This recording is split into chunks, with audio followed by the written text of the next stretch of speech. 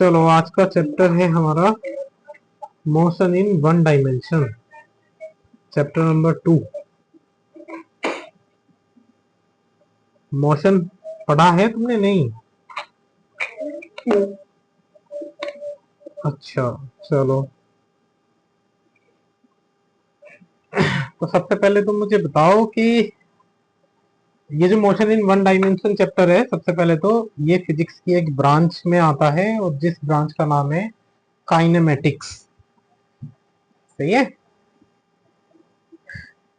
जिस पोर्शन के अंदर आता है उस पोर्शन या उस ब्रांच का नाम है काइनेमेटिक्स। अब काइनेमेटिक्स क्या होता है, कोई बताएगा? देखो, काइनेमेटिक्स में हम स्टडी करते हैं किसी भी मोशन की बिना उसका कारण जाने। मतलब कोई भी अगर बाइक चल रही है तो बस उस बाइक के मोशन के बारे में हम स्टडी करेंगे बिना उसका कारण जाने। मतलब हम ये नहीं देखेंगे इसमें कि वो चल कैसे रही है, उसमें इंजन कैसे वर्क कर रहा है, ये सब नहीं देखेंगे। बस उसके मोशन को हम स्टडी करेंगे। सही है?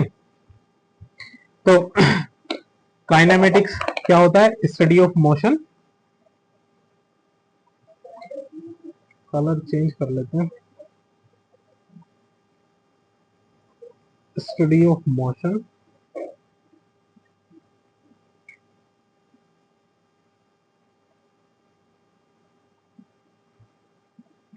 विदाउट नोइंग नोइंग इट्स, क्या बोलेंगे हम? कॉज। कलर चेंज करो। अरे व्हाइट कलर नहीं दिख रहा क्या? ये तो ग्रीन बैकग्राउंड है, व्हाइट कलर नहीं दिख रहा इस पे? नहीं दिख रहा। एक मिनट, दूसरा कलर चेंज कर लेते हैं। ये वाला कलर दिख रहा है? कोई सा कलर ही नहीं दिख रहा। अब दिख रहा है ये कलर? हाँ।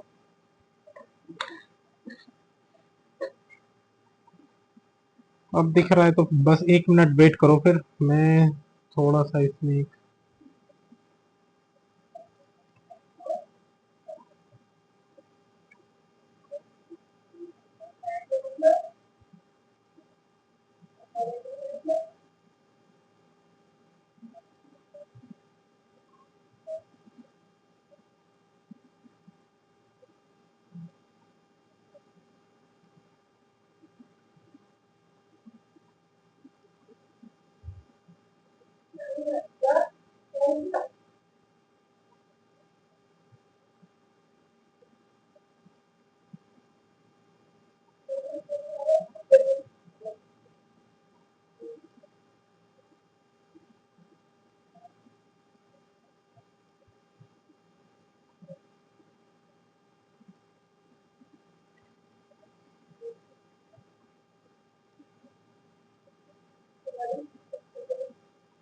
चलो, अब दिख रहा है ना? सही दिख रहा है? चलो ठीक है। तो चलो स्टार्ट करते हैं फिर।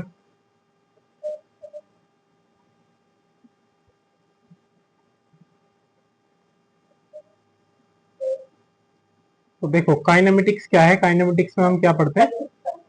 स्टडी ऑफ मोशन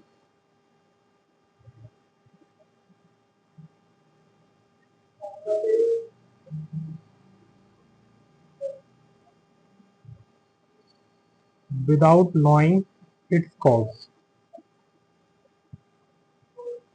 समझ में आया? जैसे अगर तुमसे पूछा जाए मोशन क्या होता है, जैसे ये कार है, कार अगर चलने लगेगी तो ये क्या करेगी? मोशन करेगी। सही है? इसको हम बोलेंगे मोशन। चलो, हम कभी भी काइनेमेटिक्स में उसके फैक्टर पे नहीं जाते कि क्यों वो मोशन कर रही है, बस हम देखेंगे कि मोशन में क्या हो रहा है। सही है? जैसे मुझे एक बात बताओ, मोशन हम कब बोलेंगे कि मोशन क्या है? जरा मुझे इस बॉल को देख करके बताओ, क्या ये बॉल मोशन में है? नहीं। हमें मोशन के लिए सबसे पहले कुछ टाइम देखना पड़ेगा कि क्या वो टाइम के साथ अपनी पोजीशन को चेंज कर रही है, क्या ये बॉल अब मोशन में है। सही है। तो देखो मोशन क्या होता है, अगर कोई भी ऑब्जेक्ट अपनी पोजीशन को चेंज कर रहा है टाइम के साथ तो उसको हम मोशन में बोलेंगे। सही है। अगर पोजीशन चेंज होती है विद रेस्पेक्ट टू, ये WRT का मतलब है विद रेस्पेक्ट टू टाइम। अगर टाइम के साथ किसी भी चीज की पोजीशन चेंज हो रही है तो हम बोलेंगे कि वो मोशन में है। सही है। और रेस्ट में हम कब बोलेंगे, जब उसकी पोजीशन चेंज नहीं होती। Position do not change with respect to time. सही है। जब भी किसी ऑब्जेक्ट की पोजीशन चेंज होती है टाइम के साथ तब हम उसको कैसे बोल सकते हैं कि वो एक मोशन में है। और जब भी किसी ऑब्जेक्ट की पोजीशन टाइम के साथ चेंज नहीं होती तो हम उसको बोलेंगे कि वो ऑब्जेक्ट रेस्ट में है। इतनी बात समझ में आई। चलो ठीक है। अब आगे रेक्टिलिनियर मोशन। देखो रेक्टिलिनियर मोशन क्या होता है। देखो रेक्टिलिनियर मोशन होता है किसी भी ऑब्जेक्ट का एक स्ट्रेट लाइन पर मोशन करना, कहलाता है रेक्टिलिनियर मोशन। जब भी कोई मोशन स्ट्रेट लाइन पर होगा उसको हम बोलेंगे रेक्टिलिनियर मोशन। समझ में आया। Motion in a straight line.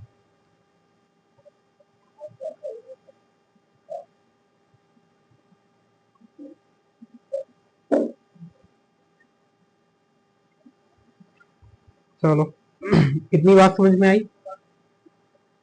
अब किसी भी चीज के मोशन के लिए कि क्या वो चीज मोशन में है या रेस्ट में है उसके लिए हमें जरूरत पड़ती है फ्रेम ऑफ रेफरेंस की। ठीक है। हमें जरूरत पड़ेगी किसकी, फ्रेम ऑफ रेफरेंस की। तो देखो फ्रेम ऑफ रेफरेंस के लिए अभी हमने यहां पर एक एनिमेशन लिया है, इसमें देखेंगे। मुझे जरा ये बताना कि इसमें अभी एक ट्रेन चल रही है और ट्रेन के अंदर एक बच्चा बॉल से खेल रहा है। तो अभी तुम्हें क्या क्या चीजें मोशन में दिख रही हैं। एक तो ये बॉल मोशन में दिख रही है और एक पीछे ट्रेन मोशन में नहीं दिख रही, पीछे पेड़ पौधे मोशन में दिख रहे नहीं। सही है। ट्रेन के अंदर तो हम बैठे हैं। अभी तुम ये बताओ कि अभी तुम्हें क्या क्या मोशन में दिख रहा है। एक तो ये बॉल मोशन में दिख रही है, देखो। और एक ये पीछे जो पेड़ है, ग्रीन कलर के पहाड़ हैं, पेड़ हैं, ये मोशन में दिख रहे हैं। सही है। अभी जो हमारा फ्रेम ऑफ रेफरेंस है, फ्रेम ऑफ रेफरेंस हम बोलते हैं जहां से हम ऑब्जर्व कर रहे हैं।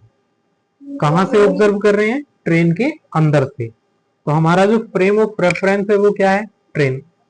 ट्रेन के अंदर से जरा इस बॉल का जो मोशन है वो मुझे मोशन बताओ जरा, मोशन कैसा दिख रहा है, अप एंड डाउन। सही है। इतनी बात समझ में आई। अगर हम अपना फ्रेम ऑफ रेफरेंस चेंज करते हैं, हम अपने फ्रेम ऑफ रेफरेंस को ले आते हैं ग्राउंड पर। अगर हम ग्राउंड से देखें तो अभी हम ग्राउंड पर हैं और सामने ये ट्रेन जा रही है। अभी हम इस ट्रेन के अंदर बैठे थे पहले, अब हम इस ट्रेन को बाहर से ऑब्जर्व कर रहे हैं। तो हमारा जो फ्रेम ऑफ रेफरेंस है वो क्या हो गया, ग्राउंड। तो जब हम ग्राउंड से देखेंगे तो देखो मोशन में क्या चेंज होगा, मोशन वही हो रहा है लेकिन कितना फर्क आएगा। देखो अब ये बॉल किस तरह से मोशन कर रही है, कर्वीलिनियर मोशन। सही है। देखो शुरू से देखो। लेकिन जब हम इसको ट्रेन के अंदर से देख रहे थे तब ये अप एंड डाउन। लेकिन जब हमने अपना फ्रेम ऑफ रेफरेंस चेंज किया तो इसका मोशन चेंज हो गया। एक चीज और चेंज में नोटिस करी होगी तुमने, जब हम ट्रेन के अंदर से देख रहे थे तब पेड़ पौधे भी चल रहे थे, अब ट्रेन चल रही है। तो मोशन के लिए क्या जरूरी है, फ्रेम ऑफ रेफरेंस, कि हम देख कहां से रहे हैं। सही है। हम किसी भी चीज को नहीं बता सकते कि वो मोशन में है या रेस्ट में है, कब तक, जब तक हमारे पास फ्रेम ऑफ रेफरेंस ना दिया हो। समझ में आए। एक एग्जांपल और देता हूं मैं तुम्हें। अगर तुम ट्रेन में बैठे हो और ट्रेन चल रही है तो ट्रेन में बैठे हुए जितने भी व्यक्ति होंगे वो तुम्हारे लिए रेस्ट में होंगे, क्योंकि वो तो अपनी अपनी पोजीशन पर बैठे हैं। लेकिन वही ट्रेन किसी क्रॉसिंग से गुजरती है, तो जो फाटकों पर खड़े हुए लोग होंगे, क्रॉसिंग पर खड़े हुए लोग होंगे, उन सभी के लिए ट्रेन में बैठे हुए लोग मोशन में होंगे, क्योंकि वो तो उनके सामने से जा रहे हैं। तो देखो, रेस्ट और मोशन को बताने के लिए सबसे ज्यादा जरूरी क्या होता है? Frame of reference. इतना समझ में आया? Frame of reference. चलो आगे बात करते हैं हम, मोशन कितने तरह के होते हैं। सबसे पहले होता है मोशन इन वन डायमेंशन। अब देखो, फ्रेम ऑफ रेफरेंस को हम रिप्रेजेंट करते हैं कुछ इस तरीके से, रिप्रेजेंट करते हैं हम फ्रेम ऑफ रेफरेंस को कोऑर्डिनेट में, कि एक हो गया एक्स एक्सिस, एक बाई एक्सिस और एक जेड एक्सिस। जो हमारा फ्रेम ऑफ रेफरेंस होता है वो होता है सेंटर। जो सेंटर होता है ना, इसको हम बोलते हैं फ्रेम ऑफ रेफरेंस। समझ में आया?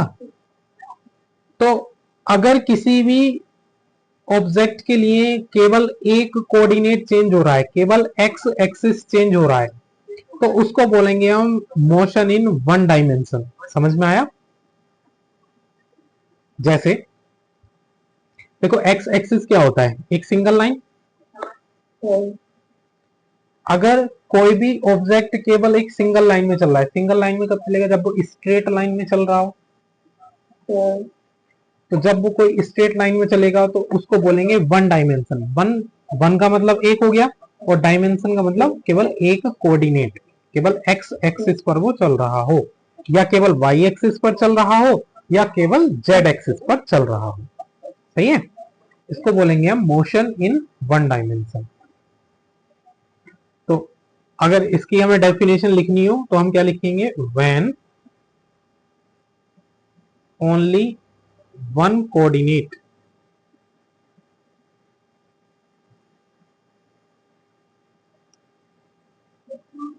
Change with respect to time, तब जो मोशन कहलाता है वो कहलाता है मोशन इन वन डायमेंशन। जैसे एग्जाम्पल में,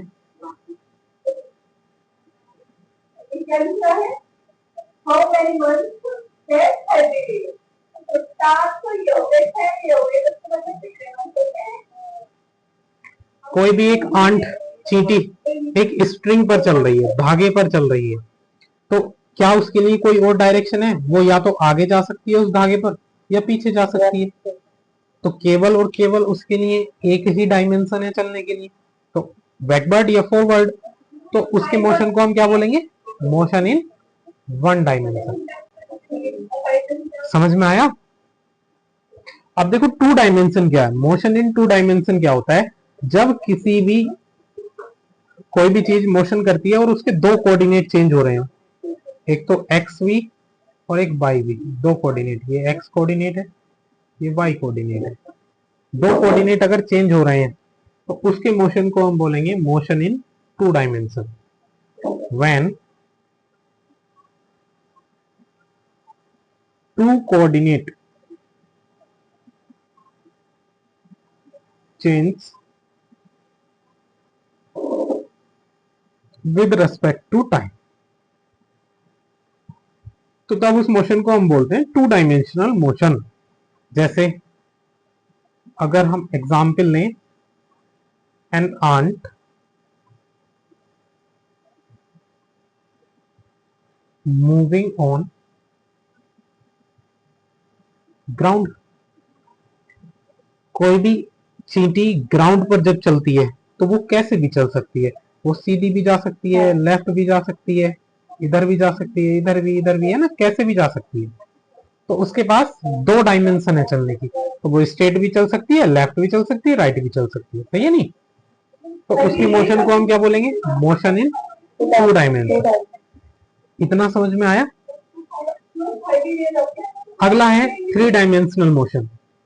थ्री डायमेंशनल मोशन के लिए देखो, तीनों कोऑर्डिनेट का चेंज होना जरूरी है, एक्स एक्सिस, वाई एक्सिस और जेड एक्सिस। ये एक्स एक्सिस, ये वाई एक्सिस और ये जेड एक्सिस, तीनों कोऑर्डिनेट जब चेंज होंगे, व्हेन थ्री कोऑर्डिनेट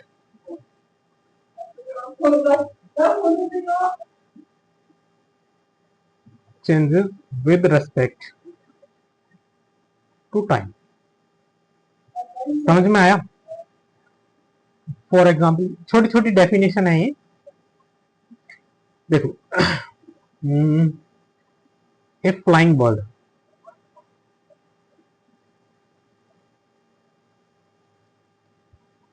कोई भी एक पक्षी उड़ रहा है, और अगर वो उड़ रहा है तो देखो वो स्ट्रेट भी जा सकता है, स्ट्रेट जाएगा तो कितने मोशन में कितने डायमेंशन में मोशन होगा, 1 डायमेंशन। वो लेफ्ट भी जा सकता है, राइट भी जा सकता है, कितने डायमेंशन हो गया, 2 डायमेंशन। वो अप भी जा सकता है और डाउन भी जा सकता है, तो 3 डायमेंशनल मोशन हो गया नहीं? तो क्या तुम्हें ये समझ में आया 1 डायमेंशन क्या होता है, 2 डायमेंशन क्या होता है, 3 डायमेंशन क्या होता है? जब भी केवल एक डायमेंशन में मोशन हो तो 1 डायमेंशन, जैसे या तो वो आगे जाए या पीछे जाए, है ना? जब भी कोई चींटी किसी धागे पर चलती है 1 डायमेंशन हो गया। 2 डायमेंशनल मोशन क्या हो गया, जब 2 कोऑर्डिनेट चेंज हो रहे हो, जैसे कोई भी चीज, हम भी तो प्लेन पर चलते हैं, ग्राउंड पर चलते हैं ना, तो हम कौन सा मोशन करते हैं, 2 डायमेंशनल मोशन। लेकिन अगर हम कूद कूद के चलने लगे, उड़ उड़ के चलने लगे, तो कितना मोशन हो जाएगा, 3 डायमेंशनल मोशन। समझ में आया इतनी चीज? चलो फिर आगे बात करते हैं। यह भी इस चैप्टर में छोटी छोटी हम डेफिनेशंस पढ़ेंगे जो हम 9th क्लास में बहुत अच्छे से पढ़ चुके हैं, वही डेफिनेशंस है शुरू में इस चैप्टर में, तो इजी इजी है। अब देखो अगला टॉपिक आता है अपना डिस्टेंस एंड डिस्प्लेसमेंट। बताओगे डिस्टेंस क्या होता है, डिस्प्लेसमेंट क्या होता है?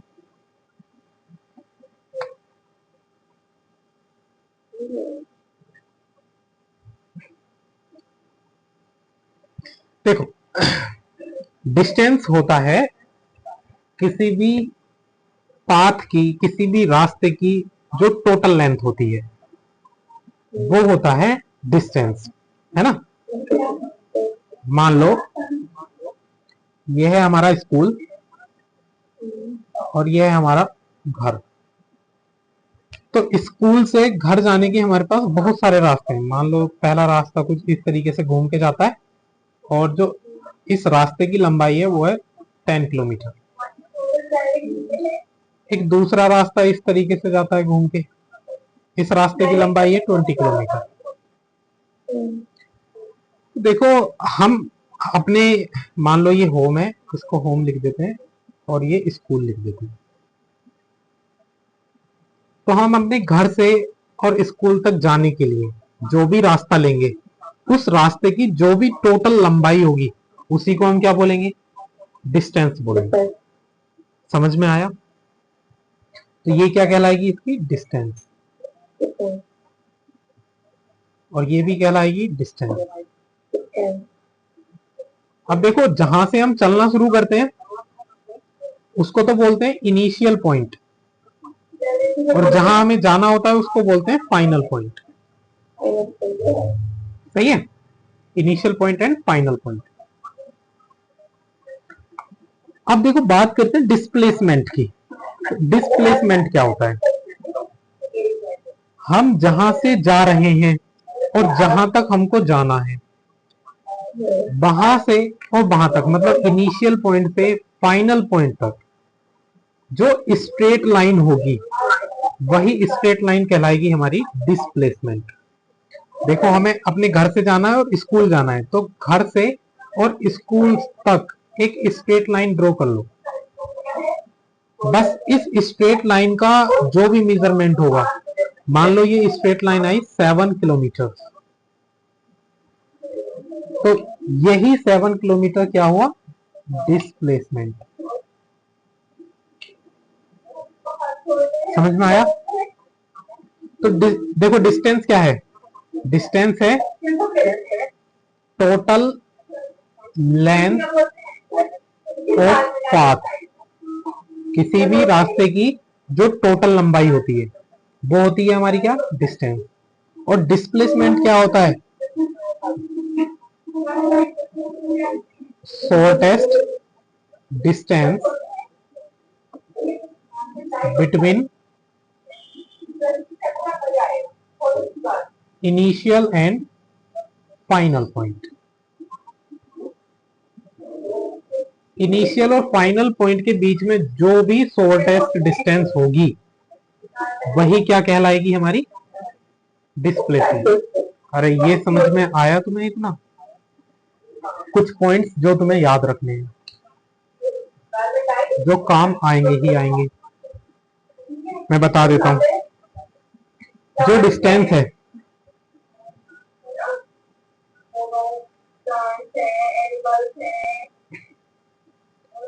डिस्टेंस एक स्केलर क्वांटिटी है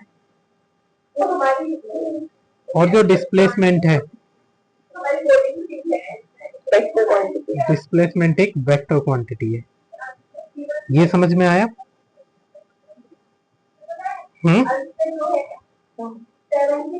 देखो, जो डिस्टेंस है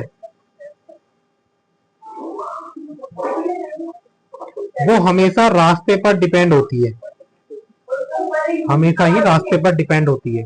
सही है? कैसा रास्ता है, जितना उस रास्ते की लंबाई होगी उस पर डिपेंड होगी।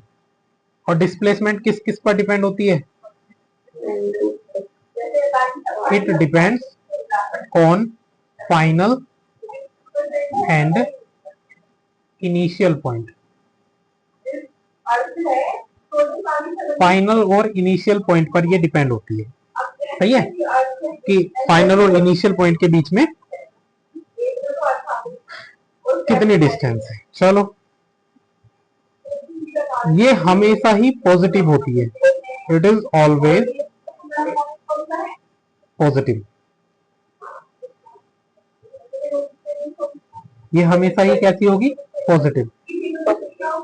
कहीं भी रास्ता क्या निगेटिव में मेजर कर सकते हो? नहीं, हमेशा ही ये पॉजिटिव होगी। अच्छा, अब डिस्प्लेसमेंट की बात करें, it can be positive, negative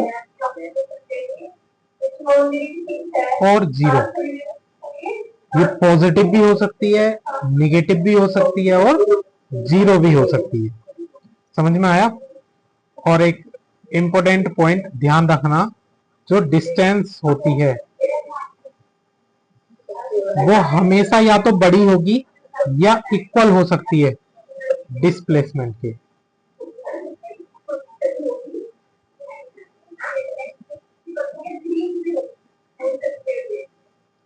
इसको देखो, समझते हैं कैसे ऐसा होगा। मान लो ये पॉइंट ए है और ये पॉइंट बी है, और ए पॉइंट से बी पॉइंट तक जाने का केवल एक ही रास्ता है। सही है? और कोई रास्ता नहीं है। तो इस सिचुएशन में मान लो इस रास्ते की लंबाई है 5 किलोमीटर, तो इस सिचुएशन में जो डिस्टेंस होगी वो कितनी होगी? 5 किलोमीटर, क्योंकि एक ही रास्ता है। और जो डिस्प्लेसमेंट भी होगी, अब क्योंकि रास्ता ये स्ट्रेट लाइन है, बिल्कुल स्ट्रेट लाइन को ही डिस्प्लेसमेंट बोलते हैं, तो डिस्प्लेसमेंट कितना होगा? डिस्प्लेसमेंट भी 5 होगा। तो इस कंडीशन में क्या हुआ? डिस्टेंस और डिस्प्लेसमेंट दोनों ही क्या हो गई? सेम हो गए। तो डिस्टेंस और डिस्प्लेसमेंट सेम हो सकती है। चलो, बहुत अच्छे।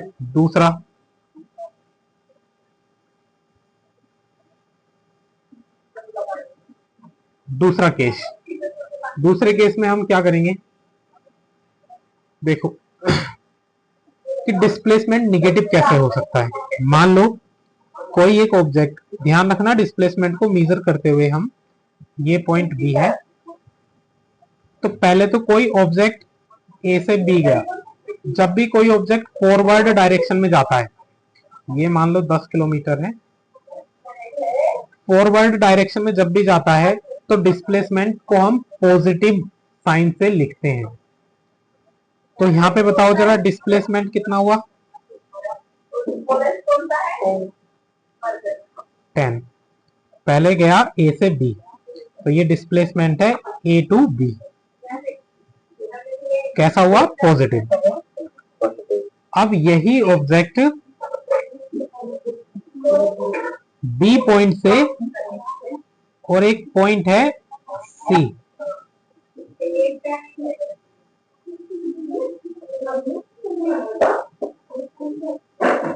एक बी पॉइंट है और एक पॉइंट है सी।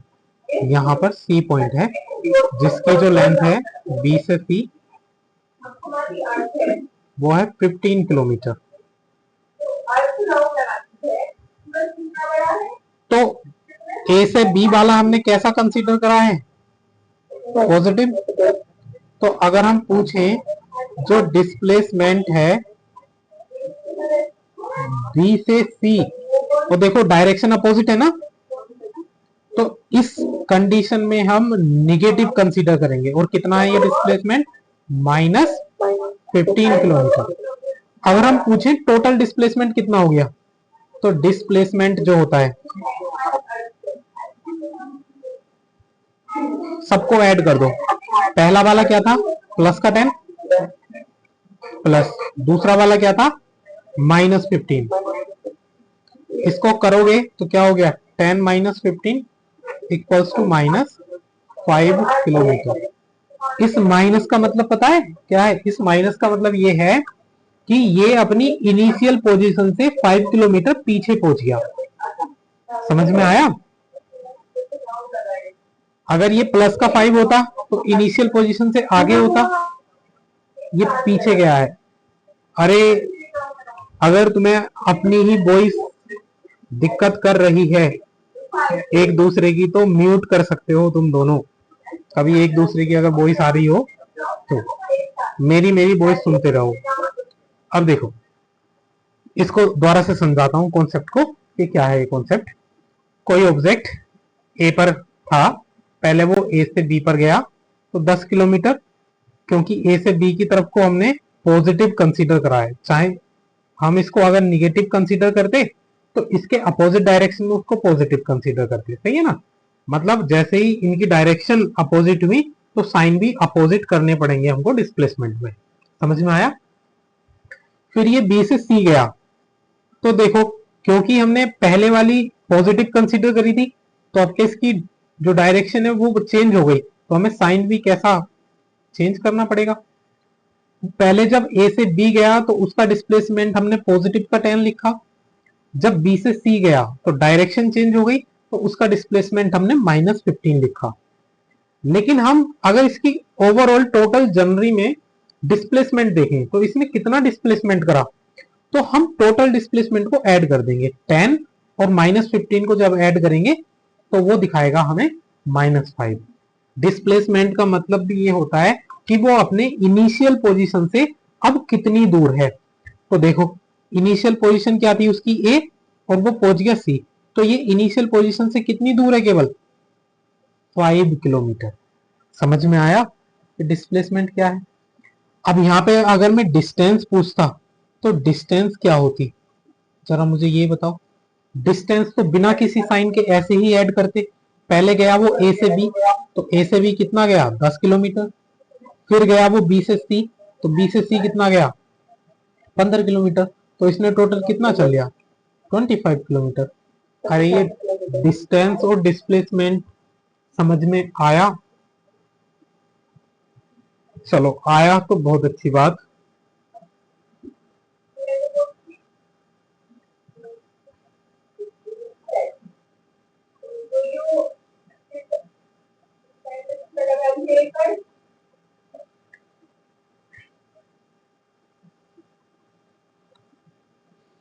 मैं एक क्वेश्चन देता हूं तुम्हें, सही है? वो क्वेश्चन करना है।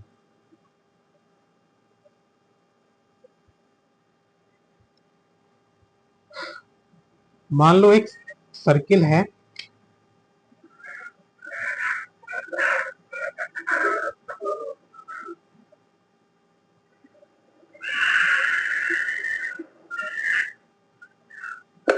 सही है?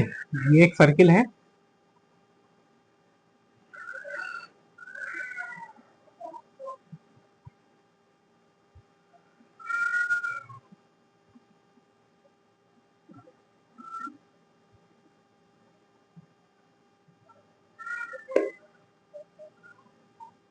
और ये इसका सेंटर है,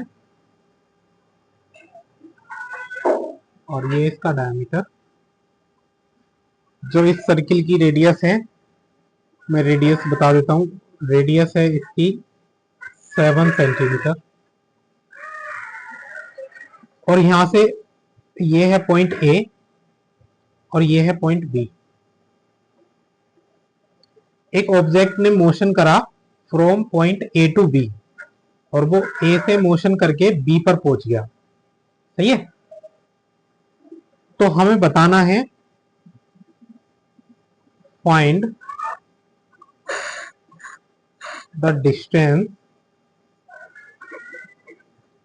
एंड डिस्प्लेसमेंट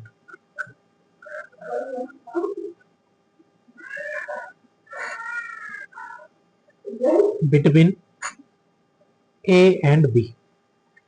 ए और बी के बीच में डिस्टेंस और डिस्प्लेसमेंट हमें बतानी है, क्या हो। मोशन मैंने बता दिया है, कोई ऑब्जेक्ट ए से स्टार्ट करा है चलना और बी पर पहुंच गया है, तो उसकी डिस्टेंस और डिस्प्लेसमेंट हमको बतानी है। जरा इसको कैलकुलेट करो, फिर मुझे बताओ क्या आया। मैं दूसरा क्वेश्चन देता हूं। फिर मैंने तुम्हें बेसिक मैथमेटिक्स कराया था ना, कल को बेसिक मैथमेटिक्स में डिफरेंशिएशन और इंटीग्रेशन को पढ़ के आना है, उसका कल यूज होगा।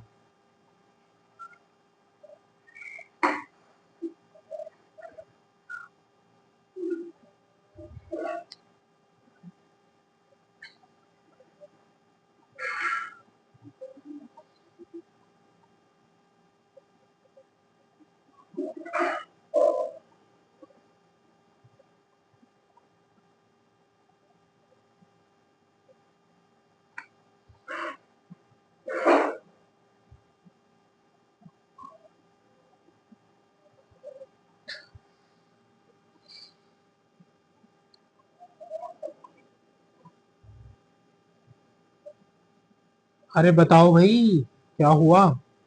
डिस्टेंस कितनी होगी? डिस्टेंस क्या होता है? Total length of path. Total length of path होता है नहीं। अब देखो, ए से और बी गया, क्योंकि ये एक सर्किल है, तो ए से बी तक जाने में ये कितना कवर करेगा? इस सर्किल का सेमी पेरीमीटर। जो सरकमफ्रेंस होती है सर्किल की, वो कितनी होती है? 2πr। सही है। अगर हम बात करें हाफ, तो इसके हाफ कितना होगा? सरकमफ्रेंस का हाफ। डिस्टेंस इतनी तो ट्रेवल करेगा, सॉरी, सरकमफ्रेंस का हाफ इतनी ही डिस्टेंस तो ट्रेवल करेगा। सरकमफ्रेंस क्या होता है?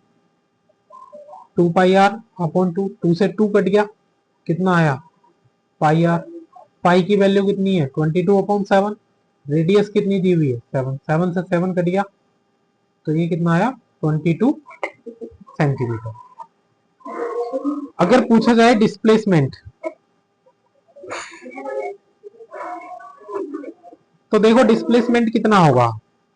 ए से लेके बी तक की सीधी लाइन देख लो, और उसकी लेंथ कितनी होगी? ए से लेके बी तक जो सीधी लाइन है उसकी लेंथ कितनी होगी? जितना डायामीटर होगा, जितना इस सर्किल का डायामीटर होगा उतनी ही इसकी डिस्प्लेसमेंट होगी। डायामीटर क्या होता है? 2r, मतलब 2 इंटू 7 कितना हो गया? 14 सेंटीमीटर। चलो एक दोबारा से एग्जांपल लेते हैं। एक फिर से सर्किल का ही क्वेश्चन है, उसको करना जरा।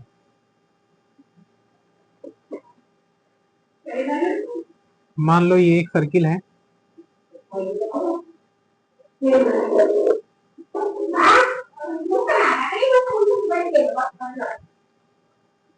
ये इस सर्किल का डायमीटर है,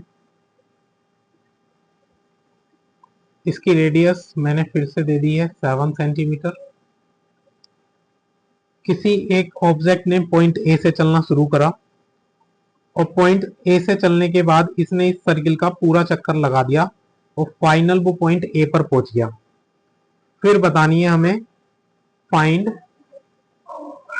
डिस्टेंस एंड डिस्प्लेसमेंट।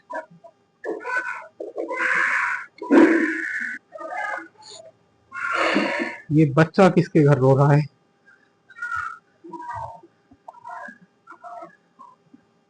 चलो बताओ इसको।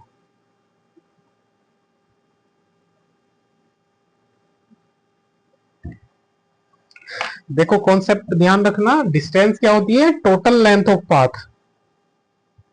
जब ए से चला है और ए पे ही आ गया तो इसकी बाउंड्री पर घूमा होगा, तो जो इसकी बाउंड्री की डिस्टेंस होगी वही टोटल डिस्टेंस होगी। तो डिस्टेंस क्या हो जाएगी? 2 पाई।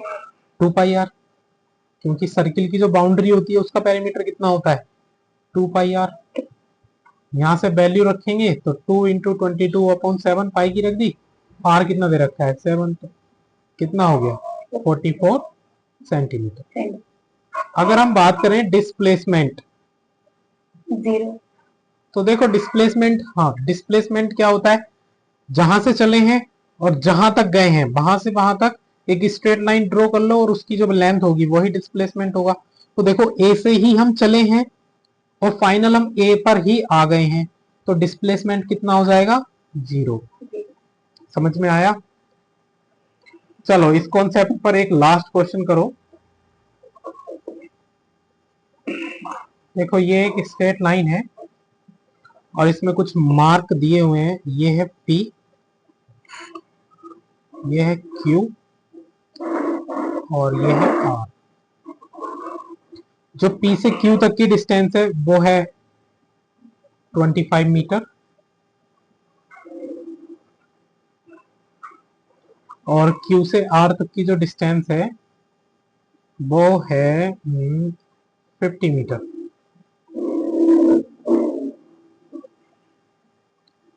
सही है। पहले कोई एक ऑब्जेक्ट, पहले तो गया वो Q से लेकर और R तक गया। एक ऑब्जेक्ट पहले Q से R तक गया और फिर R से Q तक आ गया और फाइनल वो कहां पहुंच गया? Q पर। ये एरो लगाए हैं, पहले कहां से कहां गया है? P से R और फिर R से कहां आ गया? Q पर। तो इसमें पूछा है फाइंड डिस्टेंस एंड डिस्प्लेसमेंट।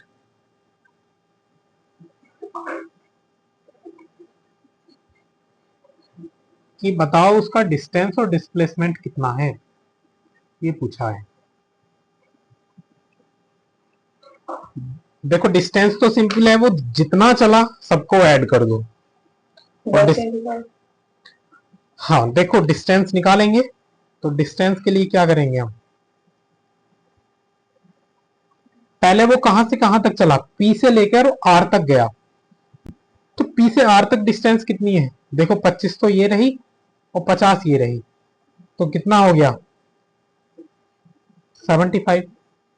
फिर वो R से Q तक गया, तो R से Q तक की डिस्टेंस कितनी है? 50। तो कितना हो गया ये? 125 मीटर। अब बात करते हैं हम डिस्प्लेसमेंट की। डिस्प्लेसमेंट बताओ।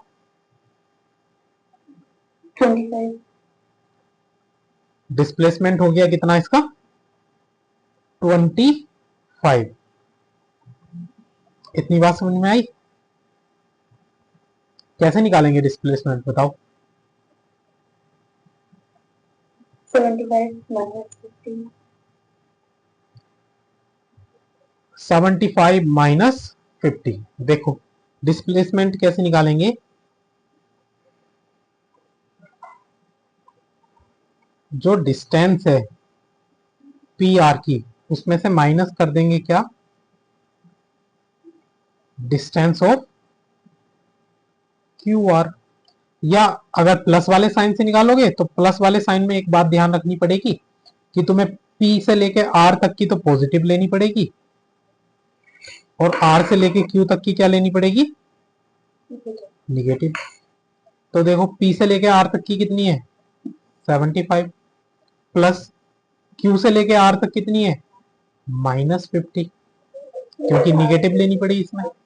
तो क्या हो जाएगा 75 माइनस 50 और कितना आया 25 सेंटीमीटर।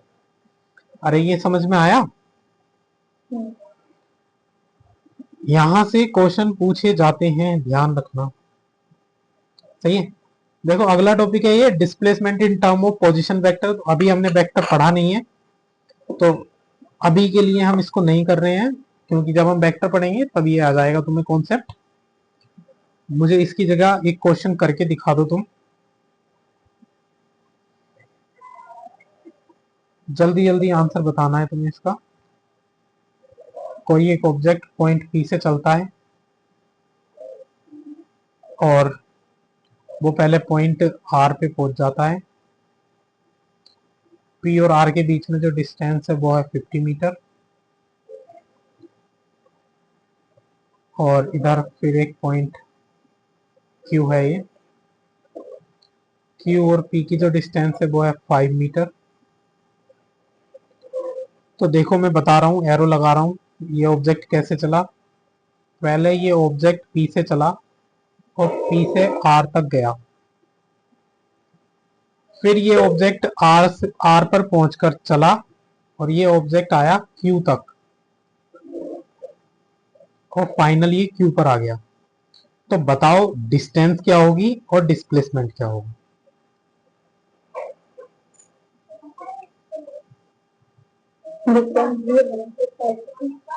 देखो डिस्टेंस क्या होगी, डिस्टेंस तो टोटल जोड़ दो।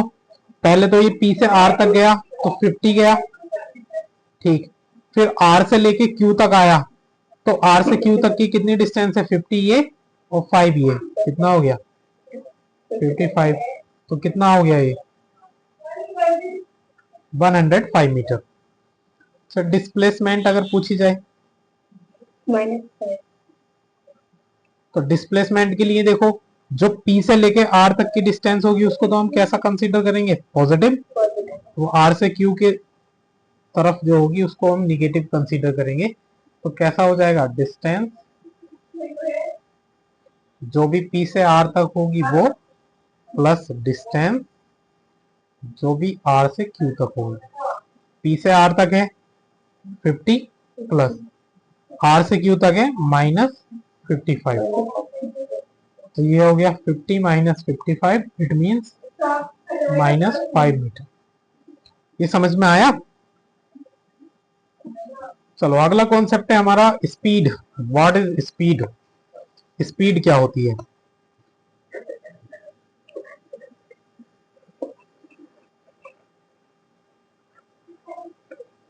बताओ।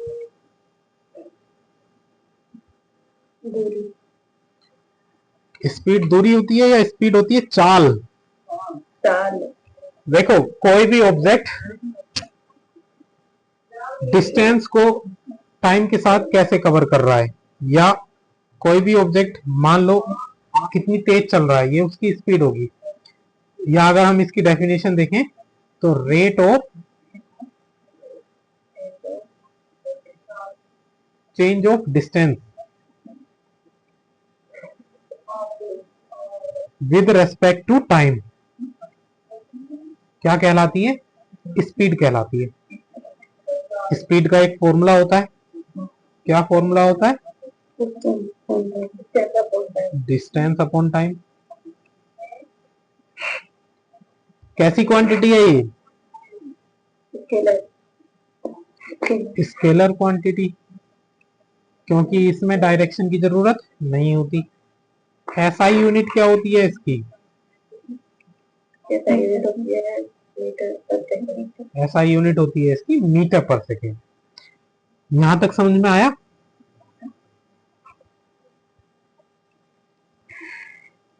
एक चीज और ध्यान रखना, it can not be negative, ये निगेटिव नहीं हो सकती। स्पीड कभी भी निगेटिव नहीं हो सकती। क्यों, क्योंकि डिस्टेंस कभी भी निगेटिव नहीं हो सकती, इसलिए स्पीड भी कभी भी निगेटिव नहीं हो सकती। समझ में आया। हम्म अब देखो एवरेज स्पीड क्या होती है। एवरेज स्पीड का कॉन्सेप्ट कहां से आया? देखो जब भी हम जाते हैं तो बाइक में एक स्पीडोमीटर होता है। हम मान लो स्कूल से घर गए तो स्कूल से घर जाते समय क्या हमारी स्पीड कांस्टेंट रहेगी? क्या हम 40 किलोमीटर पर आवर की स्पीड से ही चलाते रहेंगे? नहीं, कभी हमारी स्पीड ज्यादा होगी, कभी हमारी स्पीड कम होगी। तो यहां से निकल के आती है एवरेज स्पीड, एक ओवरऑल स्पीड जिसकी हम बात करते हैं कि एक एवरेज बीच की स्पीड क्या रही होगी। तो इसके लिए जो टर्म होती है एवरेज स्पीड, इसको हम कैलकुलेट करते हैं total distance upon total time से।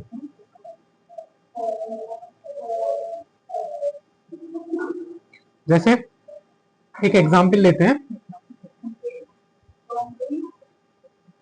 मान लो कि तुमने 600 मीटर तक जो गाड़ी चलाई, 600 मीटर वो 30 सेकंड में चलाई, सही है। और तुमने अगले 600 मीटर जो गाड़ी चलाई वो 20 सेकंड में चलाई। तो यहां पे अगर स्पीड निकालोगे फर्स्ट वाले केस में, तो फर्स्ट वाले केस में स्पीड क्या होगी? डिस्टेंस अपॉन टाइम, 600 अपॉन 30 कितना आया? 20 मीटर पर सेकंड। सेकंड वाले केस में स्पीड क्या होगी? 600 अपॉन 20, 30 मीटर पर सेकंड। स्पीड चेंज है ना, तो यहां से एक बीच की स्पीड निकालने के लिए हम एवरेज स्पीड का यूज करेंगे। तो एवरेज स्पीड क्या होती है? Total distance. टोटल डिस्टेंस कितनी ट्रेवल करी हमने?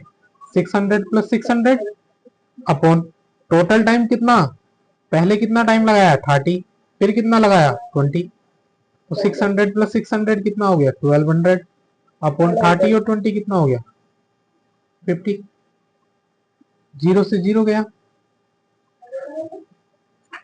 तो हमारी एक एवरेज स्पीड कितनी आई? 24 मीटर पर सेकेंड। अरे ये मेरे उसके पीछे दिख रहा होगा नहीं थोड़ा बहुत? अरे समझ तो आया तुम्हें?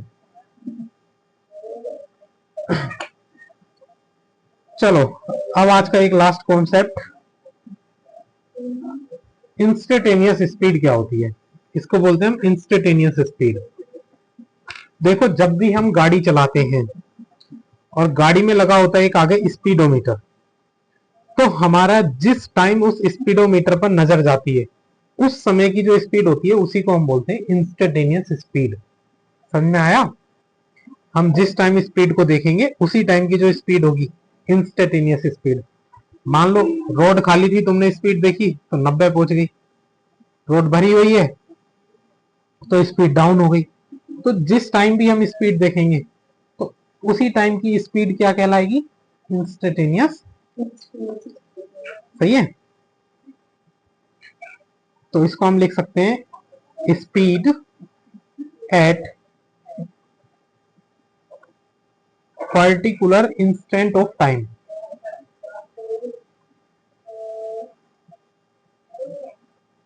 इसको हम बोलेंगे इंस्टेंटेनियस स्पीड, मतलब जिस भी टाइम पर हमने देखी उसी टाइम की जो स्पीड है वही स्पीड कहलाएगी हमारी इंस्टेंटेनियस स्पीड। और इसको लिखने का एक तरीका होता है v equals to limit x tends to zero dx upon dt। यहाँ पे t टेंस टू जीरो होता है,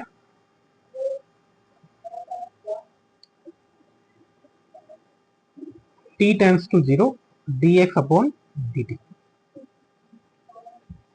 सही है।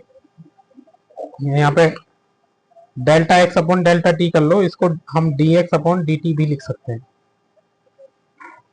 यहाँ पे जो है डेल्टा एक्स क्या है? डिस्टेंस, और डेल्टा टी क्या है? टाइम। ये इसको लिखने का एक तरीका होता है। देखो t इक्वल्स टू जीरो यहाँ पे लगी हुई है limit t equals to zero, इसको बोलते हैं limit t tends to zero. इसका मतलब ये होता है कि जो टाइम है वो बहुत ही ज्यादा स्मॉल है। कैसे स्मॉल है? जब हम बाइक में स्पीड देखते हैं तो कितने समय के लिए देखते हैं? कितने समय में देख लेते हैं? मैं मानता हूं 0.1 सेकंड में देख के बता देंगे हम। तो उस पर्टिकुलर 0.1 सेकंड पे जो स्पीड होगी वही तो बताएंगे। मान लो अगले ही टाइम पे स्पीड बढ़ गई, तो तब भी तो स्पीड जो बढ़ेगी तब भी तो हम छोटे से टाइम के लिए देखेंगे। तो यहाँ पे जब भी छोटे से टाइम के लिए देखी गई स्पीड होती है उसी को हम क्या बोलते हैं, इंस्टेंटेनियस स्पीड। और ये इसको लिखने का होता है तरीका। यहां तक तुम्हें समझ में आया? अब देखो आज के लिए तो इतना ही रखेंगे।